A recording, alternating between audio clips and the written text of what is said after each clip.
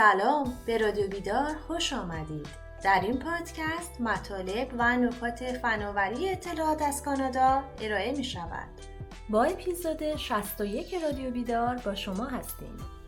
در پادکست 61 پرسش و پاسخ جمعی از متخصصین با آقایان محسن ادیبی و عمران مرادیان را میشنوید. به نظرم اگر که دوستانی که سوال دارن یا به من پیغام بدن یا اینی که میکروفونشونه که یه لحظه باز بکنن من میبینم و به ترتیب اگر دوستان سوال بکنن ممنون میشم. اگر که دوستی شریف جان شما بفرمایید. بله.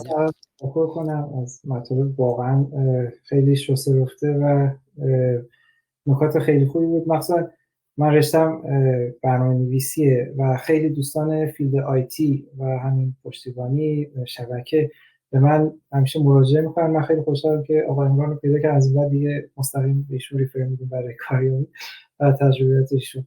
مخصوصا اون تیکش خیلی خوب بود که به منم انقدر پیش میاد یه اکانت مثلا تلگرام A B همون حرف شما میاد میگه که مثلا چی بعد هویت دیجیتال ساختن. حالا ما تو فیلد خودمون بحث برنامه‌نویسی مثلا هم استک اورفلو، گیت هاب، یه اسممون رو میزنیم سرچ کنیم بیاد بالا، واقعا موثره و در اینکه خودمون اصلا خودمون رو داریم پروموت می‌کنیم و برند. بسیار حرفاتون خوب بود. مرسی. آره ممنون از شما. مرسی. من اینجا به عنوان هماهنگ کننده رادیو بیدارم که معرفی کنم که شریف جان مدیر رادیو بیدار هستن و پیشنهاد اولیه و تأسیس اولیه با شریف جان بوده و خیلی همیشه قدرشناس هستیم که این بخش رو به پیشنهاد ایشون راه اندازی کردیم. مرسی از شما. دوست دیگری اگر که میخوان صحبت بکنن، نیلوفر خانم دیدم میکروفونشون باز هست، بفرمایید. سلام دوباره. من این مطلبی که فرمودن اگر تو مونترال هستی زبان فرانسه بلد نیستی خیلی سخت میشه کار. واسه منم چقدر این جدیه، چون من واقعا تو مونترال هستم از یه ماه اومدم ولی زبان فرانسه‌ام صفره. واقعا ناامید باشم یا نه میشه امیدوار بود کار گیرم بود. حالا با تمام اون توضیحاتی که دادن انشالله اگه رعایت کنم، یعنی فقط بمونه سر لنگ همون زبان فرانسه. بله. خیلی خیلی ممنون. عمران جان شما میخواید در مورد زبان فرانسه بفرمایید و آقا محسن هم همینطور در مورد زبان فرانسه. ببینید دوست عزیز، عرض کردم خدمتتون این واقعا یه شو الکی نیست. بعضی وقتا یه چیزی میگن اگه این نباشه نمیشه، نه فلان. اولا که عرض کردم اینجا بعد از مارچ قانون شد و سفت و سخت هم قانون شد. یعنی خیلی راحت اگر یه کارمندی بیاد به اداره کار، حالا نمیدونم کجاست، بگه که مثلا مثال میگم آیتی تکنیسیان اینجا، من فرنچم بلد نیستم، تکنیسیان اینجا نمیتونه من فرنچ صحبت کنه، برای شما مشکل ساز میشه. و خب اینجور آدم‌ها خب خیلی تعداد و درصدشون بسیار بسیار ریزه. من خودم الان کار دارم اینجا، دارم کار انجام میدم، پاره وقتم یه سری جاهای دیگه هم کار میکنم.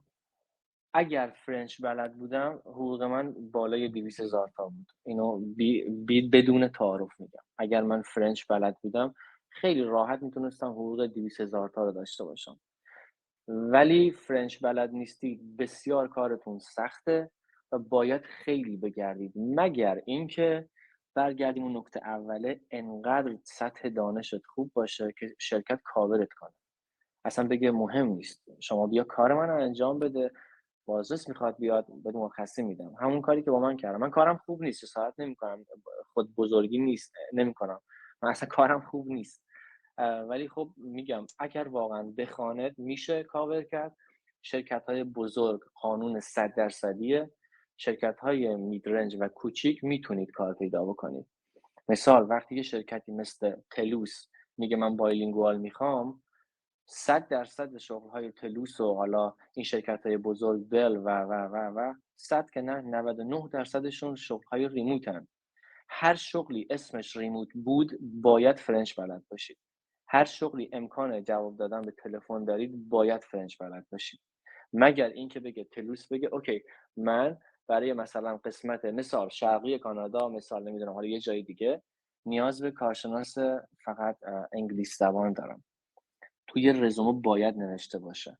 اگر شما 10 تا شانس داشته باشید 9 تاش فیلد میشه به خاطر زبان فرانسهتون و این واقعا اینو جدی بگیرید. اگر تازه اومدید میتونید موو کنید خیلی راحت استان دیگه.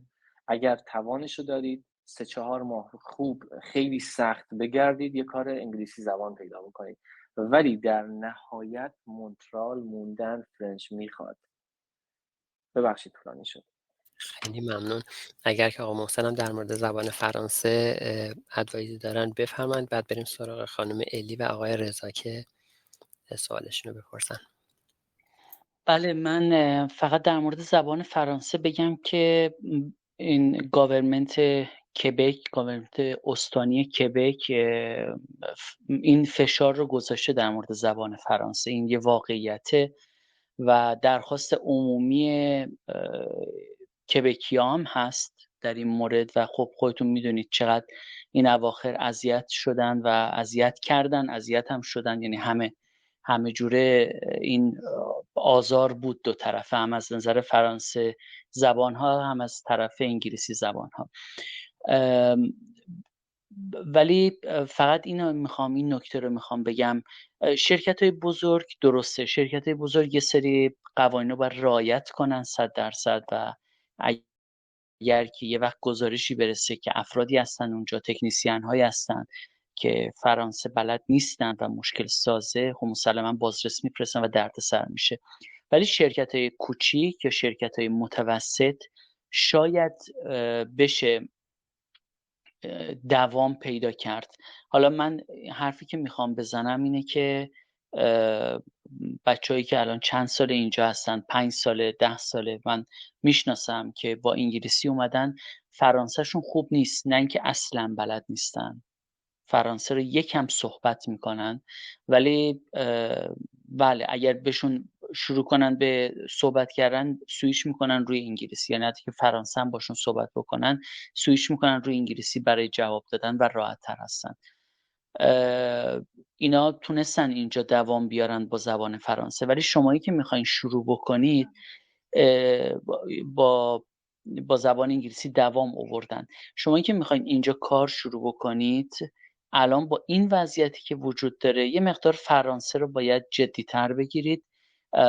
بهتون مهلت میدن، کلاس براتون میذارن، ولی اینکه فکر بکنید که بتونید مثلا با دور زدن زبان فرانسه بتونید ادامه بدید، نه، واقعیتش آخرش یه جایی گیر میافتید.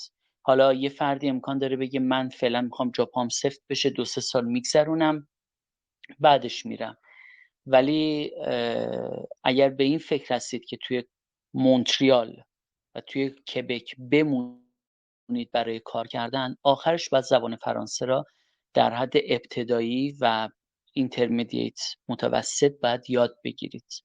این چیزیه که واقعیت هست، واقعیت کار توی کبک هست. این حرفیه که میتونم بزنم. خیلی خیلی ممنون، متشکرم. خانم الناز اگر که سوالی دارید بفرمایید. بله آقای نادی، من یه چند تا سوال داشتم که اگر زمان باشه بتونم بپرسم. و یه موضوع دیگه هم که هستش، همونطور که یادتون باشه من گفتم من تازه از کالج فارغ التحصیل شدم. اینو در تاکید دوستانی میگم که اول بحث صحبت کردن، فقط کسانی که اینو برای راهنمایی میگم، دوستانی که میخوان دوره های کالجی شرکت بکنن به هوای اینکه دوره اینترنشیپ رو بگذرونن یا کوآپ رو بگذرونن، حتما در مورد اون دوره حتما در موردش جستجو بکنن، به خاطر اینکه این کالج ها هیچ گونه تضمینی برای شما ندارن که شما رو به جایی معرفی بکنن و تضمینی داشته باشن که اون شرکت شما رو استخدام بکنه و یا حتی برای کوآپ و اینترنشیپ شما رو برداره. یعنی دوره های کوآپ و اینترنشیپ کالج ها دقیقاً مثل یک جاب سرچینگ کاملا سخت هست، دشوار هست. تنها کاری که کالج برای دوستان میکنه که اینه روی پورتال جاب خود کالج یه سری شرکت هایی که بخوان استخدام بکنن و لیستشون رو برای شما فراهم میکنن. شما خودتون باید رزومتون رو آماده بکنین، خودتون اینترویو رو درخواست بدین. اگر بهتون اینترویو بیفته و مورد قبول اونها باشه شما رو میگیرن، اگر نه هیچ تضمینی کالج برای شما نداره. این موردی بود که در مورد اینترنشیپ گفتم که دوستان حتما در موردش چیز بکنن که فکر نکنن که حتما کالج تضمین میکنه اونها رو به جای معرفی کنه و اونها هم میگیرنش. اصلا شرایط به این صورت نیست. سوال بعدی که یعنی سوالی که داشتم این هستش که اگر دوستان سرتیفیکت های فری که هست توی زمینه آیتی میشه گرفت، چون مثلا من یودمی رو خودم رفتم سرچ کردم یا حالا آی بی ام حالا از طریق همون یودمی سرتیفیکت ها میده، اکثرا پولی هستن و حالا برای منی که خودم تازه کالج رو تمام کردم دوباره هزینه دادم برای اینها، خیلی برای من زیاده. اگر سرتیفیکت های آنلاین هست که فری هم هستن ما میتونیم شرکت بکنیم که حداقل بگیم توی این زمان ما مشغول آپدیت کردن خودمون توی حال زمینه و فیلد آیتی بودیم، ممنون میشم به ما معرفی کنن.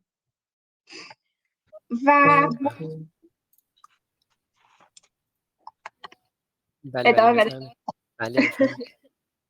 و در مورد این مراکز کاریابی، من شنیدم که یه سری مراکز کاریابی هستن که البته دو مدل هستن. یک سری شرکت های مثل پاورمن، رنستت اینا هستن که شما میرین رزومتون رو روش سابمیت میکنین و حالا اونا یه سری شرکت های رکروتر هستن که حالا مثل لینکدین و حالا ایندید میان برای شما جاب پستینگ هایی که ریلیتد به فیلد شما هستن و براتون ایمیل میکنن. ولی شنیدم یه مرکز کاریابی دیگه هم هستن که خودشون یه اینترویو اولیه با شما انجام میدن و شما رو با شرکت هایی که نیرو لازم دارن کانکت میکنن و یه پرسنتیجی از حقوقتون رو برمیدارن به عنوان حالا کاری که انجام دادن برای شما. خواستم اگه کسی از دوستان هست که این شرکت ها رو بشناسه و باهاشون کار کرده باشه در زمینه آیتی، چون اینها مثل که فیلدشون هر کدوم متفاوت هست، اگر دوستان بشناسن معرفی کنن، فکر می‌کنم کمک بزرگی برای ماهای باشه که تازه می‌خوایم وارد یه کاری بشیم. دیگه حالا فعلا تموم میکنم صحبتم، چون فکر خیلی طولانی شد. بله عمران جان و محسن جان اگر که جوابی دارن بفرمایید. ببینید خواهش میکنم در مورد اول که من تو توضیحاتم خدمت اعلام کردم، به امید کالج هیچ کاری پیش نمیره. اینو من بهتون قول میدم. کالج در نهایت یک برگه و یک اسم به شما میده، همین. اینترنشیپ اگر خیلی بهتون حال بده یه جایی معرفیتون میکنه، نو پی. حالا خیلی شانس بیارید حالا نو پی باشه ولی بهتون اجازه اینو بدن که کار بکنید، خیلی خوبه. در مورد موارد کاریابی مرکز کمک به مهاجرین، من اسمشو میذارم دروغ بزرگ به مهاجرین. یه سری راهکارها، یک سری دفتر و این کلمه درست نیست، یه سری تدارکات نمادین انجام میدن برای شما که آره ما شما رو به شرکت فلان کمک میکنیم، رزومتون رو درست میکنیم، این کارو میکنیم، اون کارو میکنیم، این کارو میکنیم. یک رزومه 100% ناقص به شما تحویل میدن، 100% غیر استاندارد، و اون کارجوی عزیز اون رزومه رو برای 1000 تا شرکت میفرسته، 1000 جا رزومش بند میشه. مصاحبه براتون تشکیل میدن، مصاحبه های ویرچوال به قول معروف مجازی، و در نهایت هم به 4 تا شرکت میان معرفیتون میکنن. این پروسه حداقل 2 ماه طول میکشه. پاشو بیا اینجا جلسه داریم، این کارو بکن اون کارو بکن. همون کار رو شما میتونید روی مبلتون با یه لیوان چای کنارتون بذارید و انجام بدید. توی لینکدین رزومه خوب، پروفایل خوب، میلیون ها شرکت، همه چیز رو کامل میبینید. پس وقتتون رو برای کالج صرف نکنید. مراکز کمک به مهاجرین هم هر کسی کار بالاتر از $25 پیدا کرده واقعا دمش گرم، واقعا عالی. حداقل 10-20 نفر تو این گروه هستن که آنلاین فقط تایمتون رو از دست میدن و اینها میان از دولت پول میگیرن، رایگان به شما کار نمیدن، برای شما کار نمیکنن.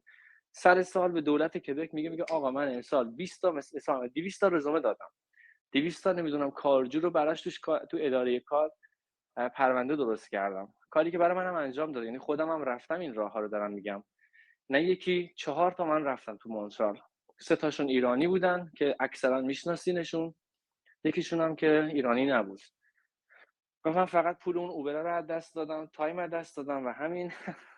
در مورد مدارک سرتیفیکیت، حتما قرار نیست شما برید یه جایی ساین اپ کنید، پول بدید، آزمون بدید و به قول معروف سرتیفیکیت بگیرید. اول اینکه اکانت های ماهیانه پرسونالش بکنن 20-25 دلار در ماه. یعنی یک ماه شما 20 دلار، 25 دلار، 30 دلار پول میدید، ان تا دونه میتونید سرتیفیکیت دریافت کنید. اگر اون بجر رو دوست دارید بگیرید، تو پروفایلتون بذارید. اگر نه، بزرگترین دانشگاه جهان یوتیوبه. شما وقتی جاب ریکوایرمنت رو بهتون میدن، طرف میگه که من خودم آگهی داده بودم، مثال میگم لول 2 میخوام، کارشناس هلپ دسک لول 2 شامل ویندوز سرور، ویندوز 10، مثلا یک فایروال ایکس و شبکه توی این سطح. همه اینها رو خیلی راحت، درست، دقیق و بسیار گسترده میتونید توی یوتیوب پیدا بکنید، توی گوگل پیدا بکنید و تو چت جی پی تی که خیلی ها باهاش قهرن و فکر میکنید چت جی پی تی فقط برای سوال پرسیدن این مرکز کانادا کجاست، نمیدونم ایران چند تا جمعیت داره. بسیار بسیار قوی. مثلا یکی از مصاحبه کننده های من اون اوایل ازم پرسید که 10 ماه پیش، پارسال دقیقاً 1 سال پیش، گفت که چند تا کامند پاورشل بلدی؟ منی که مثلا سالها با پاورشل کار کرده بودم، همه رو مثلا رفتم از اینترنت کپی میکردم، من 4 تا دونه به زور براش گفتم. من کجا بیارم اینا رو؟ بعدن که چت جی پی تی اومد، گفتم خب چند تا کامند مثلا خیلی ماست پاپولار پاورشل رو بهم بگو. من 50 تاشو حفظ کردم. یعنی تا 10 سال دیگه هر کی مصاحبه بکنه مثلا بگه پاورشل، میگم من اکسپرتم، ازم میپرسه، پاپولارا رو میپرسه، ازم مهما رو میپرسه و من همونا رو حفظ کردم. پس دنبال سرتیفیکیت میگردید، اسکیل سافت خیلی خوبه، رایگان هم دنبال میگردید، لینکدین میتونید سرتیفیکیت های لینکدین رو بگیرید، خود لینکدین هم بهتون بج میده، تو پروفایلتون هم میتونید بزنید. مرسی. ممنونتون. مرسی از توضیحات. مرسی. خواهش میکنم. محسن جانم در مورد سرتیفیکیت. بله شریف جان بفرمایید. خواهش میکنم. حالا این تجربه مال اونتاریو حتما توی کبک هم هست. کتابخونه های محلتون اگه برین و عضو کتابخونه بشین، خیلی از این سایت های پولی آموزش مثلا یودیمی یا همین لینکدین لرنینگ پولیه. همون البته مبلغ نمیشه به قول آقای ما میارزه ماهی 20 دلار بدیم، ولی حتی اونا رو هم رایگان کتابخونه های محل دارن. اگه شما اگه عضو بشین میتونین رایگان داشته باشین. مورد بعدی هم دیگه هم فعلا خواهش. در سرتیفیکیت ها بود مورد بعدی. سرتیفیکیت که مال همون مدرک چیز بود در مورد آموزش و سرتیفیکیت باشه. خیلی عالیه. محسن جانم اگر که نکته‌ای دارن در زمینه سرتیفیکیت بفرمایید، بعد بریم سراغ آقا رضا. نه، در مورد سرتیفیکیت چیز مورد خاصی ندارم، فقط در مورد صحبت اولی که گفتن در مورد این بود که اینترنشیپ ها هیچ مسئولیتی کالج نداره. کاملا درسته، کالج ها معمولا مسئولیتی ندارن، شما خودتون باید تلاش بکنید. کالج تنها کاری که انجام میده یه برگه به شما میده و عملا شما مجوز هست که شما وارد بشید توی اون شرکت 3 هفته کار بکنید و در همین حد یه واقعیته. یه باز من تاکید میکنم، یکی بچه‌ها از من میپرسن میگن تو چرا پاش شدی رفتی توی کالج پول دادی برای یک دوره 6 ماهه؟ گفتم من اصلا برام 4 ماهش که آموزش بود به دردم نمیخورد، برای من اون 2 ماهش با ارزش بود، چون تعهد داده بود به من که من تو رو میفرستم توی این شرکت برای گذروندن این دوره. من نمیدونم من سال 2015 بودم، الان 2023 هستیم، آیا این کالج هنوز این تعهد رو میده امروز هم؟ من مطمئن نیستم، نمیدونم. ولی اون موقع این تعهد رو داده بود.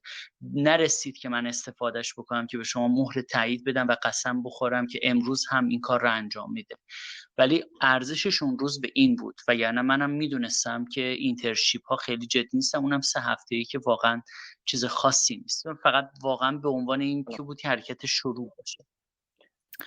مورد بعدی بله، شرکت‌های کاریابی یک بارش برای یه فردی که اول اومده کانادا، من واقعیتش رو بگم اون چیزای کلاسیک ابتدایی را بهتر شرکت کاریابی برن بچه‌ها، ولی نه اینکه جدی بگیرن فکر کنن تمام شد. نه، اون شرکت کاریابی اون کلاسیک ابتدایی رو بهت میگه، سوالات اولیه رو بهت میده، تازه خیلی‌هاش هم امکان داره به درد مای کامپیوتریا نخوره. اینا راحت دارم بهتون میگم. اولین چیزی که توی ذهن من مونده بود این بود که توی شرکت کاریابی سال 2015 که من بعد از چیز رفتم کلاس شرکت کاریابی چیز کردم، داشت به ما توصیه میکرد که برید کلاس، برید لباس خوب سفارش بدید برای مصاحبه، کروات، نمیدونم کت شلوار فلان به امار بیسار. بچهای کامپیوتر نباید با کت شلوار برن مصاحبه. بچهای کامپیوتر استایل مارک زاکربرگ رو دیدید، اینجوری میرن مصاحبه.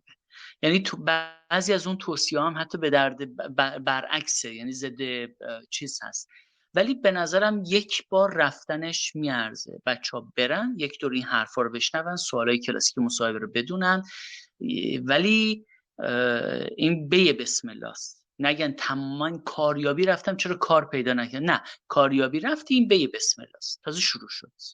تازه شروع شد.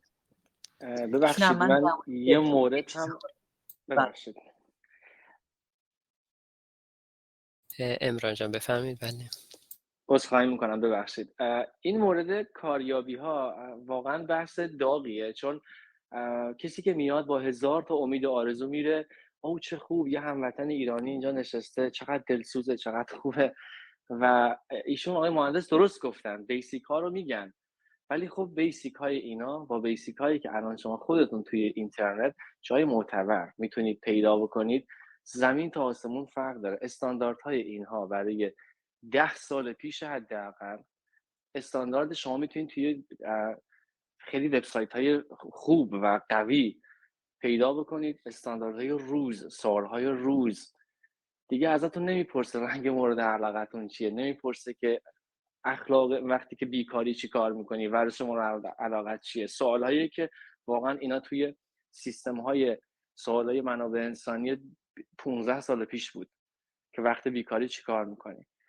حالا این به کنار، این دوستان خیلی راحت بعد از به قول ایشون یک بار رفتن خیلی راحت میتونید آنالایز کنید که چه جوری بود. در مورد یه چیز خیلی مهم که یادم رفت، دوستان عزیز، اگر میخواید که دنبال سرتیفیکیتی در راحتی آپدیت نالج خودتون هستین، 2 تا راه حل هست. یکی اینکه KB های مایکروسافت رو بخونید حتما. دیدین که مثلا شما دنبال یه راه حل میگردید، یه سولوشن میگردید، مثلا KB00 که 4 تا عدد، مثال در مورد ویندوز، در مورد یه باگ ویندوز، این KB ها خیلی خوبه، چون مایکروسافت به ازای هر سینگل مشکل و پرابلم یه KB داره. و تمام برندهای دیگه، تمام برندهای دنیا، HP، دل، سیسکو، ماکروتک، فورتینت، F5، همه اینا یک ویکی دارن. این ویکی ها خیلی مهمه. من صدامو دارید؟ بله صداتون هست. بله. ویکی های خود وبسایت ها بسیار بسیار مهمه. وقتی میرین توی شرکتی استخدام میشید یا مثلا میخواید استخدام میشین، ریکوایرمنتش اگر نوشته شما باید با مثلا ماشین های HP بلد باشین کار کنید، توی وبسایت HP میتونید 10 تا ویکی رو بخونید. 10 تا ویکی که مثلا سوالهایی که زیاد پرسیده شده، یا مثلا در مورد یه فایروال خاصی مثل فورتینت اگر میخواین مصاحبه بدید و یکی از ریکوایرمنتاش اونه، برید توی سایت فورتینت و ویکیش رو بخونید. اینا حرفای یه روز دو روز نیست، اینجا هر کدوم باید حداقل چند روز براش وقت بذارید. این خودش یه پایگاه دانش بسیار قوی و ریله. سرتیفیکیت میخواید بگیرین، نمیاد مثال بحث ویندوز سرور 2019 رو برای شما که 700 ساعت آموزش پابلیش کنه، میاد نهایتا 6 ساعتش میکنه، مخصوصا این سایت هایی مثل کورسرا، یودمی و 2 ساعت 4 ساعت 6 ساعت، اصلا تایم 10 ساعت ما نداریم. میاد پابلیک ها و بولد ها رو برای شما میگه، در آخر هم 4 تا سوال میپرسه و شما یه تست میدید. پس ویکی رو فراموش نکنید. اگر میخواید دانشتون رو آپدیت بکنید، ویکی هر پروداکت رو میتونید پیدا بکنید، مثل همون ویکی‌پدیای خودمون. برای هر پروداکت ویکی ها و سوال هایی که خیلی پرسیده شده رو بهتون نشون میده. مرسی. خیلی ممنون، متشکرم. میخواستم یه مورد یادآوری کنم، یادم اومد امروز در مورد لینکدین پریمیم قیمتش ماهی $30 ولی 1 ماه مجانی میده. اگر توصیه آقای عمران رو اجرا کردید و رزومتون آماده بود، لینکدینتون آماده بود، دیگه در اون لحظه واقعا میارزه که شما سویچ کنید به لینکدین پریمیم، چون که تو اون حالت شما دیگه هر جابی که اپلای میکنین توی اون لیست آدمایی که اپلای کردن شما خود به خود میایین بالاتر. نکته بعدش اینه که راحت‌تر پیدا میشید. نکته بعدش اینه که شما اسکیلایی که دارین و وارد لینکدین که کردین، بهتون خود به خود جابی که تو جاب ریکوایرمنت ها بهتون میگه این جاب شما با این اسکیلا تا 70% مچ، 80% مچ، کمکتون میکنه که رزومتون رو یه خورده اپتیمایزش کنین، مطابق اون جابه بکنین که دارین اپلای میکنین براش. مورد بعدی اینه که شما میتونید ببینید چه کسایی اومدن و شما رو دیدن و خودتون متوجه میشین که چقدر پاپولار شدین و چقدر مورد دیدن قرار گرفتین و اگر مشکلی هستش از لینکدینتون میتونین اصلاحش کنین. و مورد بعدی هم همون لینکدین لرنینگه که با همون سایت یودیمی مرج شده، اونم مجانی میشه وقتی که پریمیوم باشه. همینا 1 ماهه و اگر توصیه آقای عمران رو اجرا کرده باشین تو 1 ماه ان شاءالله کار رو پیدا کردین. اگر هم نشه ماکسیمم یه $30 دیگه باید بدین، واقعا میارزه. یعنی این پولی که بابت لینکدین پریمیوم میدین پول که میارزه. مرسی. و یه نکته خیلی مهمتر پریمیوم اینه که شما میتونید مستقیم به اکانت منیجر یا به همون هایرینگ منیجرتون پیام بدید.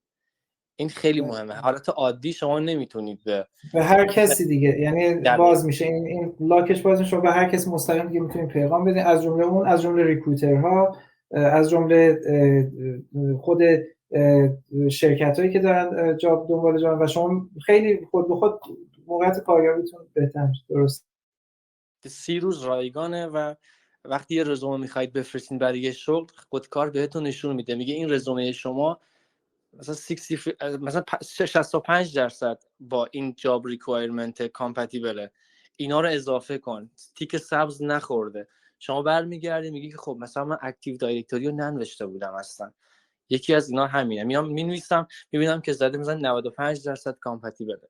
اینها رو هم میتونید ببینید. 1 ماه مورد خیلی خوب پرمیوم، 1 ماه رایگان، همه برای اولین بار دارن.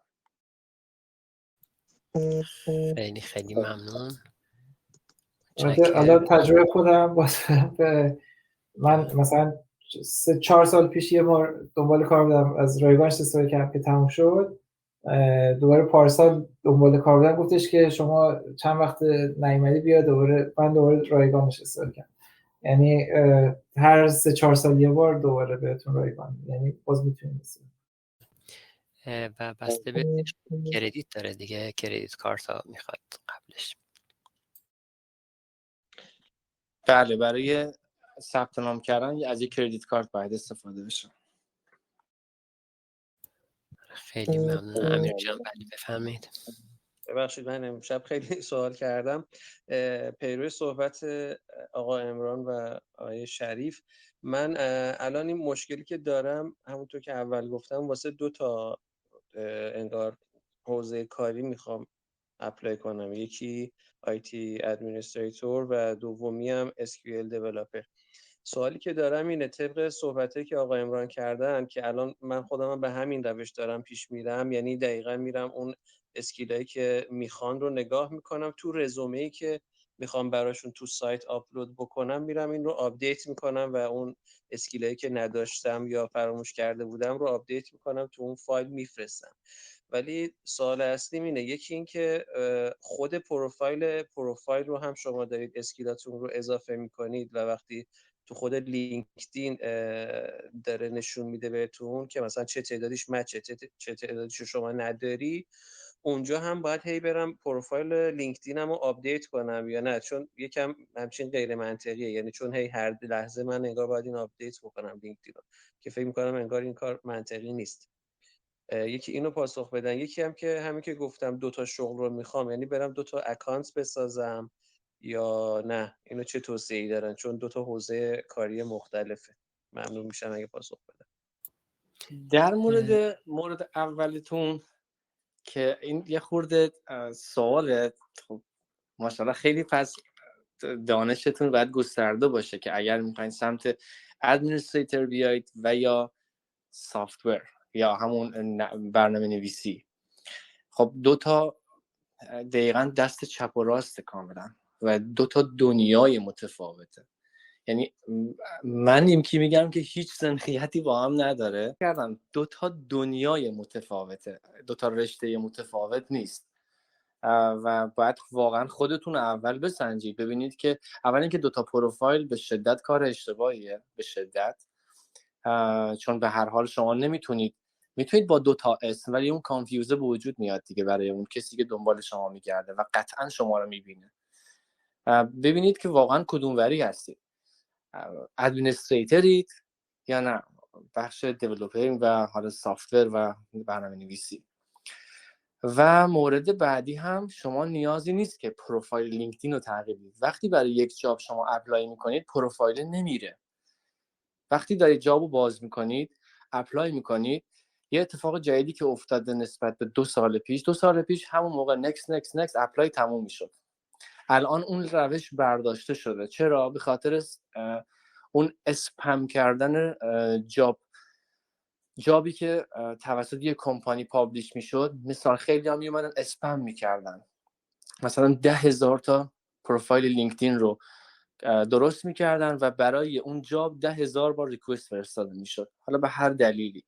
الان شما وقتی میرید جاب رو پیدا میکنید توی لینکدین، روی اپلای که میزنید مرحله بعد میفرستتون توی سایت اون شرکت.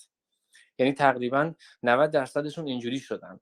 شرکتایی که واقعا دنبال استخدامن و واقعا آگهی هاشون ریله، خیلی کم پیش میاد دایرکت شما بتونید اپلایتون رو بدید و میفرستتون انتقالتون میده توی سایت شرکت. اگر هم اینجوری نباشه، وقتی دارید اپلای میدید مرحله دوم سوم ازتون میپرسه لینکدین، میگه کدوم رزومه رو میخوای اتچ کنی. در اصل رزومه شما میره، نه پروفایلتون. پروفایل برای موقعی خوبه که شما انقدر کیورداتون کامل باشه، تمام اسکیلایی که بلدید رو بزنید. چه اتفاقی میفته؟ لینکدین فقط برای این نیست شما برید دنبال کار. اگر پروفایلتون درست باشه، تیون باشه به قول معروف، و اون اکانت پریمیوم هم اگر روش باشه، مدیر استخدام ها میان سراغ شما. اونهان که به شما پیغام میدن و اونان که به شما آفر رو میدن.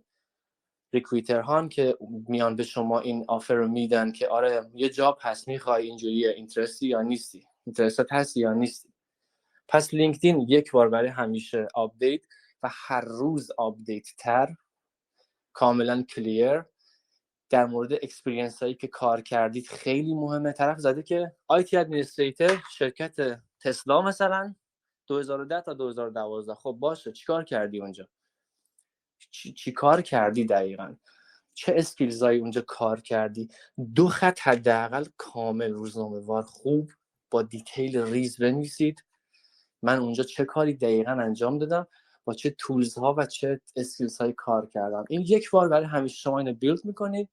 بعد میتونید 50 تا رزومه اتچ کنید توی لینکدینتون که اگر بخواید از لینکدین مستقیم درخواست کار بدید، موقع یک مرحله مونده به قبل میتونید رزومه رو چوز کنید و اون رزومه رو بفرستید.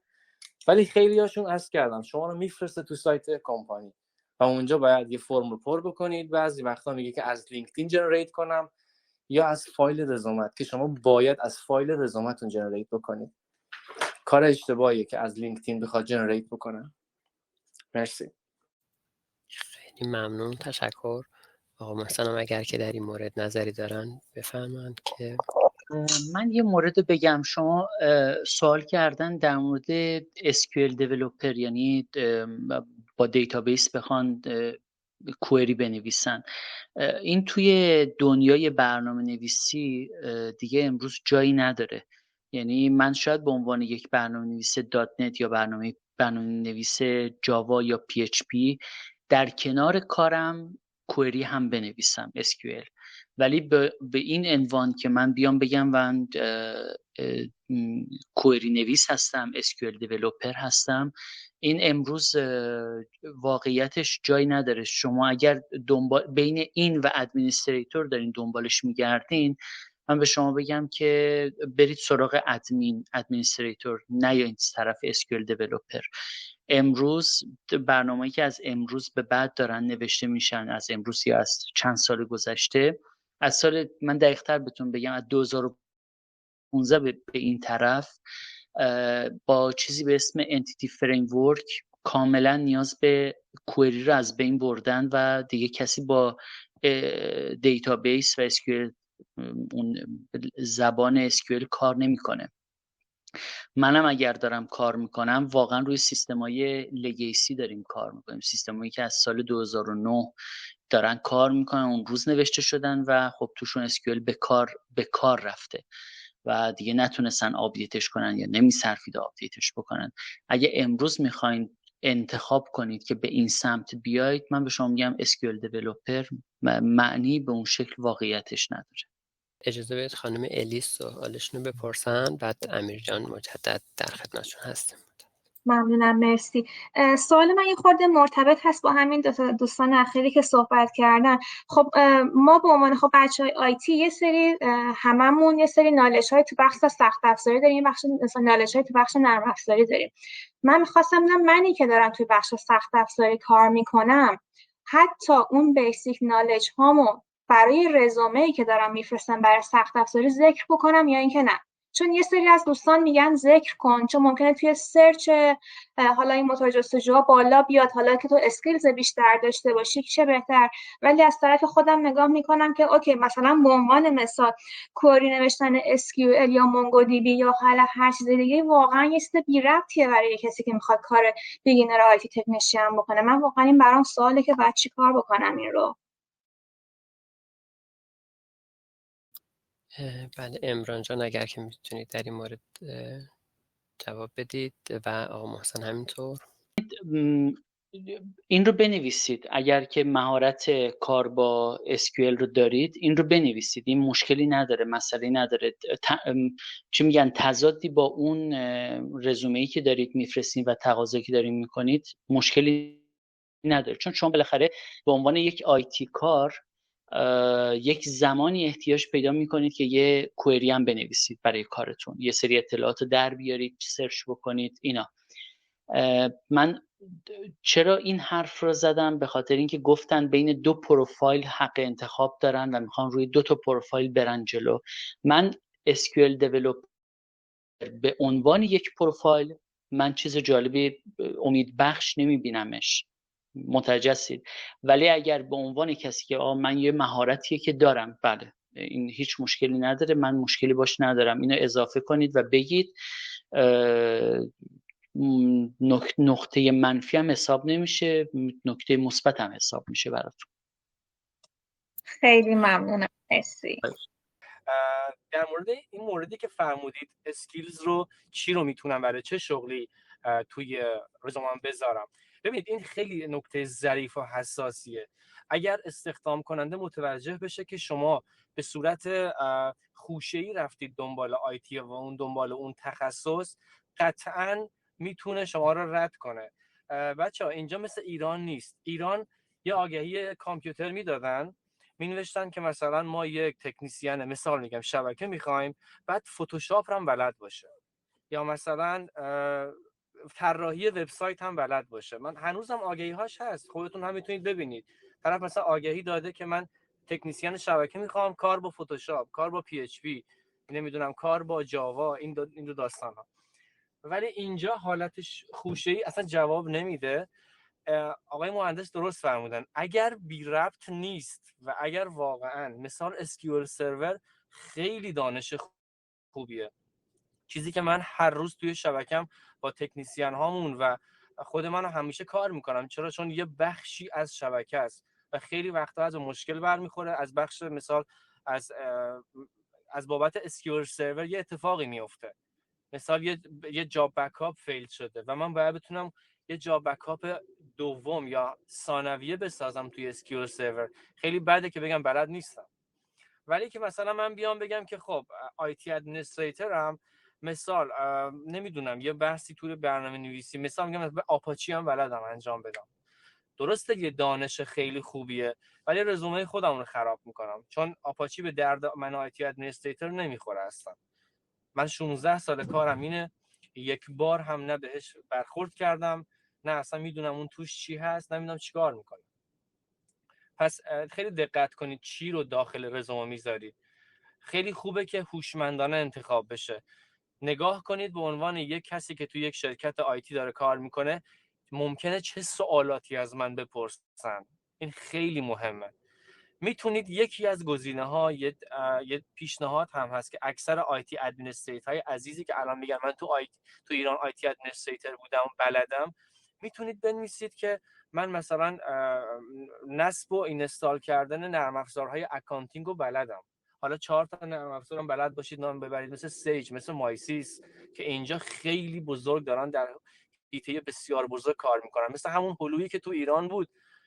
درسته نصب این نرم افزار نکست تموم شد، ولی نرم افزار حسابداری به خاطر اون پالیسی های فروشی که هست و داستانی که هست همیشه میپیچونن.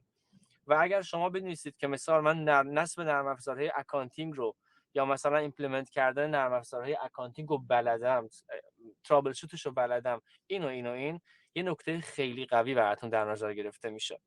سعی کنید هوشمندانه انتخاب کنید اگر میخواین چیز اکسترایی توی رزومتون بذارید. این خیلی مهمه که به شما نگن که ایشون جنرالن، بهتون بگن ایشون اکسپرتن، ایشون متخصصن. مثل همون ایرانی که میگفتن دکتر عمومی، دکتر متخصص. شما باید متخصص و اکسپرت برید جلو. مرسی. ممنون از جوابتون، خیلی ممنون. امیر جان ادامه سوالتون رو میخواید بفرمایید شما؟ من خیلی ممنونم. ببینید توضیحی که دوستان دادن، یکی این که من که گفتم حالا فکر می‌کنم یه سوء برداشتی شده یا حالا واقعا خیلی دوست دارم واسه خودم حداقل شفاف بشه. من چون به واسطه سابقه که داشتم و اینکه خب کلا کار برنامه‌نویسی هم تو این 20 ساله می‌کردم، یعنی تمام صحبتی که آقا عمران کردن واقعا آچار فرانسه انگار یه جوری بودیم توی ایران که تو حوزه نرم افزاری هم کار میکردیم، حالا در مثلا همون پوزیشن مسئول آیتی که بودم و کارهای سخت افزاری هم همه میکروتک، نمیدونم سیسکو، ویندوز، اکتیو دایرکتوری، خب همه این کارها رو میکردیم و یه جوری بوده که کسی نبوده، نه شرکتی بوده که قرارداد داشته باشیم بیاد این کارا رو برامون انجام بشه. حتی دوربینای پایش تصویریمون، همه این کارا رو مثلا تو این 20 ساله یه جوری بودم که خب اگه تخصصی نداشتیم به قول آقای عمران از تو یوتیوب یا متنی که تو گوگل می‌خوندیم خب تخصص پیدا کردیم یا حالا مشکلمون رو رفع کردیم. ولی چیزی که احساس کردم سوء برداشت شده نه که من همزمان به این دوتا بخوام کار کنم، یه جوری انگار الان که تازه وارد شدم میخوام فرصت ها رو از دست ندم، یعنی بتونم هم ببینم مثلا کدوم بهتره، اگه تو اسکیل دیولاپر یا آیتی ادمنستریتور، به خاطر که جفتشو سابقه دارم. و در رابطه با صحبت های آقا محسنم این توضیحی دادن، خیلی ممنونم ازشون و راستش یکم نگران شدم چون این بحث SQL دیولاپری رو یکی از دوستانم که الان پوزیشنی که دارن این مسئول دپارتمان کامپیوتر دانشگاه کلمبیا تو نیویورک هستن. ایشون از دوستان قدیمی منن و مثلا در 12 سال اومدن امریکا و پروفسور شدن به قولی و پوزیشن مختلف تو نیو مکزیکو و همه جا رو داشتن و الان مثلا خب 2-3 سال پوزیشنشون اینه و رو شناختی که به من داشتن و رو بازار کار اینجا، چون من اولش میخواستم تو اولین صحبتی که کردم هم گفتم میخواستم دیتا آنالیست رو برم جلو که الان 1 سال دارم کورساشم روی کورسرا میگذرونم رو پایتون و نمیدونم تو بحث دیتا ساینس، نمیدونم کورلیشن و نمیدونم پیرسون و اینایی که حالا دوستان که کار کردن میدونن. این دوستم به من توصیه کرد تو همین اسکیوئلی که خب خیلی توش قوی هستی و اینا رو هم الان خیلی پوزیشن هستش که میتونی چیز کنی، اول بیا با این شروع کن، بعد تو این حوزه دیتا آنالیستی هم یه جورایی مرتبط هست و وقتی که به قول یه جایی دستت بند شد بیا دیگه خیالت راحته که یه شغلی رو داری، با فراغ بال میتونی تو اون حوزه هم بری، هم تحقیقات تو علم تو بروز کنی و دیگه اپلای کنی واسه اون جابا. مسیری که به من توصیه کردن اینه. خب حالا الان این صحبتی که محسن آقا کردن خیلی هم منو نگران کرد، هم خب یه فرصت میدونم که ایشون توضیح بدن، چون دیگه دقیقاً تو کانادا دارن کار میکنن. اگه این پیشنهاد دوست ما رو کلا رد میکنید که خب ما وقتمون الکی سپری نشه، رو همون دیتا آنالیستی بریم سویچ کنیم و واسه اون اپلای بدیم. خیلی ممنون. توضیح بدم. بله فهمید. ببینید یه پوزیشن هست به اسم DBA Database Administrator که حالا بحث SQL میشه. تو همه شرکت ها الزاما نیست، اما شرکت هایی که مید لول به بالا هستن حتما یه همچین پوزیشنی میخوان که با داده های زیاد سر و کار دارن. DBA وجود داره و DBA کسیه که اکسپرت SQL. حالا دیگه کوئری نوشتن که دیگه چیز دم دستی رو باید همه بلد باشیم. حالا اون صحبتی که آقا محسن گفتن که دیگه کوئری نوشتن به طور کامل منسوخ شده، یه خورده درست گفتن کلا، ولی اونجوری نیستش که دیگه به طور کامل، یه خورده اگزاجره بود توش. هنوزم لازم داریم، هممونم کار میکنیم، همه برنامه‌نویس‌ها و حالا به قول آقا عمران هر کسی بالاخره اسکیول نویسی و بلدم نباشی، مثلا میخوای یه کوئری خیلی پیچیده بنویسی، من خودم میرم چت جی پی تی میگم یه کوئری دارم، 2 تا تیبل دارم، اینو اینجوری برای من مرج فلان اینجوری برای من بنویس، برام مینویسه و میارم پیاده میکنم. بحث DBA رو اگر مطرح میکنیم و احتمالاً اون دوستتونم اون رو بهتون گفتن که این یه پوزیشنه که خیلی جاها هنوزم میخوان.